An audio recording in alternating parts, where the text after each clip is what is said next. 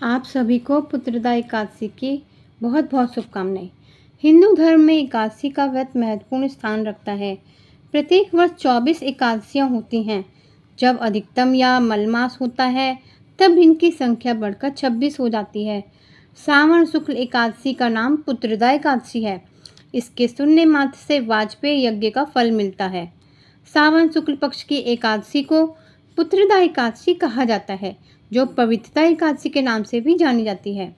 हिंदू मान्यताओं के अनुसार इस दिन व्रत रखने और विष्णु जी की पूजा करने से निसंतान जोड़ों को संतान की प्राप्ति का आशीर्वाद मिलता है।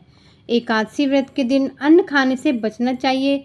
इसके अलावा इस तिथि पर तामसिक भोजन जैसे मांस, मदिरा, प्याज, लहसुन, तेल, मसाले से दूर रहना चाहिए।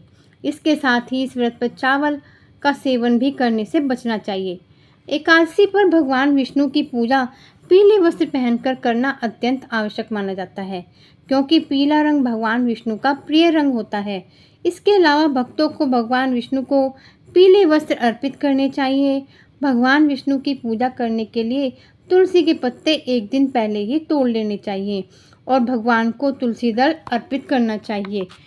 पुत्रदा एकादशी का व्रत दंपतियों के लिए पुत्र प्राप्ति का अमोघ माध्यम है।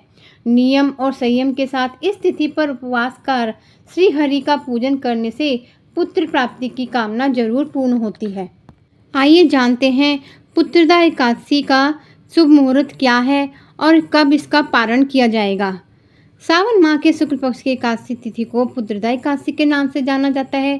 पंचांग के अनुसार सावन माह के शुक्ल पक्ष की एकादशी तिथि 4 अगस्त 2025 को सुबह 11:41 पर शुरू होगी, जिसका समापन 5 अगस्त को सुबह 1:12 पर होगा। ऐसे में पुत्रदा एकादशी का व्रत 5 अगस्त को 2025 को रखा जाएगा। ज्योतिषियों की माने तो इस बार पुत्रदा एकादशी पर रवि और भद्रावास का शुभ योग बन रहा है। इन योगों में पूजा करना बेहद शुभ माना जाता है। पुत्रदा एकादशी व्रत का पारण 6 अगस्त 2025 को किया जाएगा।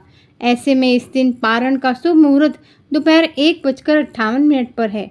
आपको बता दें, हिंदू धर्म में पारण का विशेष महत्व होता है, इसलिए किसी भी व्रत का पारण शुभ मुहूर्त में ही करना चाहिए। अगर आप पुत्रदा एकादशी व्रत की कथा सुनना चाहते हैं तो आप मेरे चैनल को सब्सक्राइब करके इस कथा को श्रवण कर सकते हैं।